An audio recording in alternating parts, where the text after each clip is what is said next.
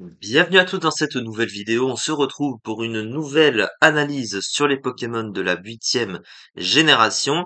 Et dans cette vidéo, on continue. On va parler de Roublonard, du coup, qui est l'évolution de Goupilou, qui est, entre guillemets, le Pokémon chien de la génération. Enfin, c'est un renard, mais on se comprend évidemment. À l'instar un peu de, comment il s'appelle, de Grayena, voilà, hein, une sorte de Pokémon chien-loup de la 3e génération.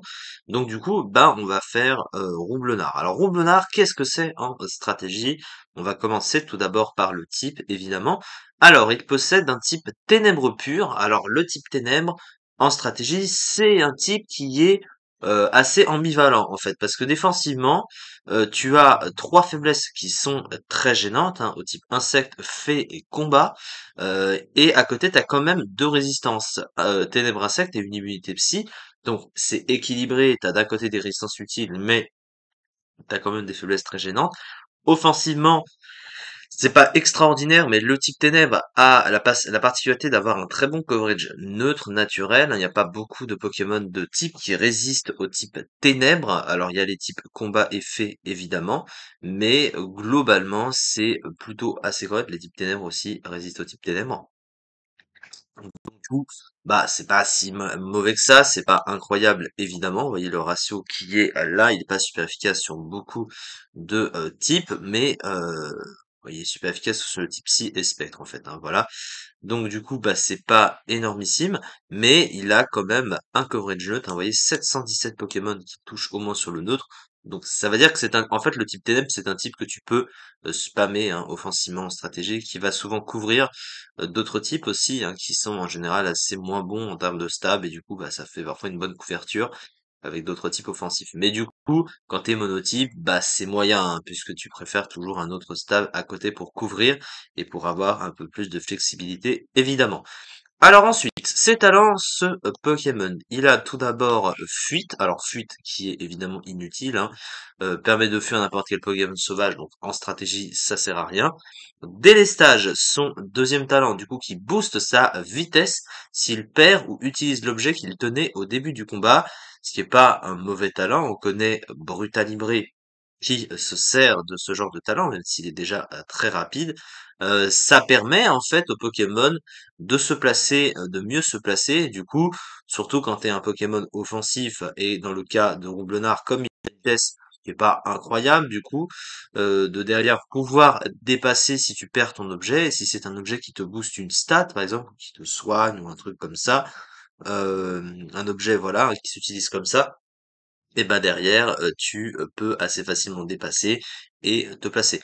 Le gros souci, c'est que il a pas vraiment beaucoup d'options en fait ce Pokémon, donc du coup, il y a pas grand-chose en fait qui vont se servir de ce talent pour que ce soit adapté.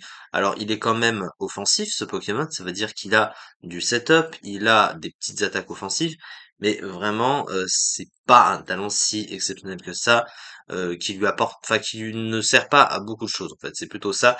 Son troisième talent, c'est filature, talent caché. En gros, qu'est-ce que ça fait? C'est le talent de Argouste, voilà.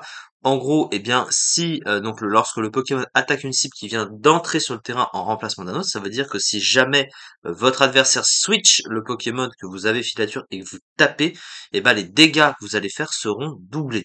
Donc c'est un peu un effet à la poursuite, en gros, un poursuite qui a disparu d'ailleurs en 8e génération, où en gros, quand vous switchez, quand l'adversaire switch, et que vous faites poursuite à ce moment-là, ça double de dégâts, et ben là c'est la même chose, sauf que là c'est tous les dégâts qui sont infligés. Donc imaginez vous êtes setup en plus de ça, et que l'adversaire tente de partir, bah il risque de se prendre beaucoup de dégâts. Et même sans setup, ça peut faire, voilà, ça peut mettre des dégâts assez conséquents. Alors c'est situationnel comme talent, mais c'est pas inutile globalement. Au niveau de ses statistiques, et c'est là que ça commence à devenir compliqué, parce que globalement, les statistiques de ce Pokémon sont assez moyennes, hein, on peut assez facilement le dire. Sur le plan offensif, on a 58 en attaque, évidemment c'est mauvais.